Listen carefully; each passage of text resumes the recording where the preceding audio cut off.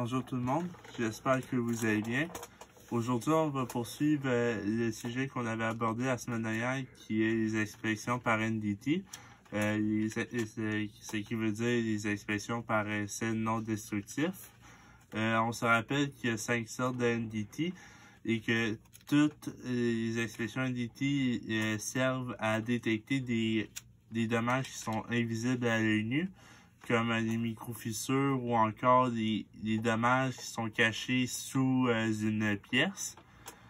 Donc, la semaine dernière, on avait vu que dans les inspections en aéro, il y a 95% d'entre elles qui sont des inspections visuelles, donc avec une lampe de poche. Donc, 5% des inspections sont des inspections NDT. Aussi, on a vu qu'il y en avait 5. Il y a les LPI, les MPI, les ultrasoniques, les eddy current et les X-ray. La semaine dernière, on a vu les impressions par liquide pénétrant. Et aujourd'hui, on va voir les expressions par particules magnétiques, les MPI, et les expressions par ultrasons, qui est les ultrasoniques.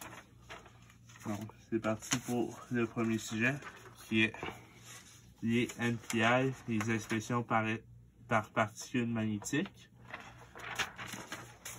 Les expressions par particules magnétiques, ils permettent de détecter des dommages à la surface des pièces, mais également sous la surface. Par contre, il faut que les pièces soient magnétisé. Donc, ça veut dire que l'acier, c'est correct, on peut utiliser cette expression-là, mais l'aluminium, lui, comme il n'est pas magnétisé, eh bien, ça ne marche pas, on ne peut pas le faire. Donc, je vais vous montrer un schéma pour bien vous expliquer comment se passe l'inspection.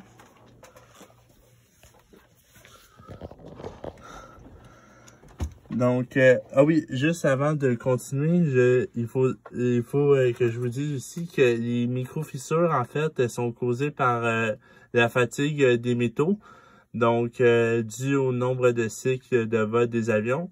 Donc, ici, sur le schéma, en fait, on a une fissure, et ce qu'on va faire, dans le fond, c'est qu'on va mettre de chaque côté, on va mettre un électroaimant pour produire un champ magnétique dans la pièce. Il y a les lignes noires ici. Et le champ magnétique, lorsqu'il y a un dommage ou une fissure ici, eh bien, le champ magnétique va être dévié. Et là, on va appliquer un liquide magnétique fluorescent qui va être appliqué, puis qui va retenir le champ magnétique, en fait, va retenir le liquide à l'endroit où il y a le dommage.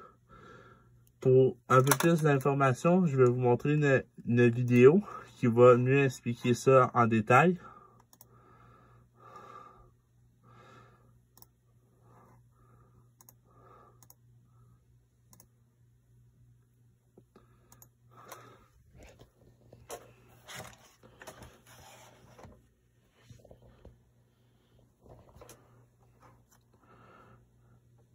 Donc, en fait, ici, la pièce à inspecter, c'est un engrenage. Et l'engrenage est en acier, on sait déjà que l'inspection par particules magnétiques va fonctionner. Donc, la personne, en fait, elle va mettre l'engrenage entre deux. Excusez-moi. Elle a mis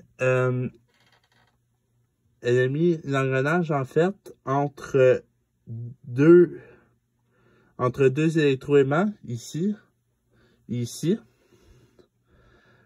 Après, elle a appliqué un liquide contenant des particules magnétiques. Et déjà, on peut remarquer des traces noires ici. Et ça nous laisse déjà penser que les particules magnétiques collent à elles et qu'il y a présence de dommages sur l'engrenage. comme on peut le voir ici avec les flèches. Mais le meilleur moyen de détecter ces dommages-là, c'est d'utiliser une lampe ultraviolette en pleine noirceur. Et là, on peut voir que les fissures sont bien présentes. Là, on les voit super bien. Donc, on remarque clairement que l'engrenage comporte des microfissures dues à la fatigue. Sur les avions, l'utilisation à l'expression par particules magnétiques, en fait, ça va se faire surtout dans des pièces donc qui sont en acier, comme on peut penser évidemment au train d'atterrissage de l'avion. Ou sinon, on peut aussi avoir des vilebrequins, parce que ces deux endroits sur l'avion, ils doivent subir beaucoup de contraintes. Donc, c'est un très bon endroit où faire des inspections par particules magnétiques.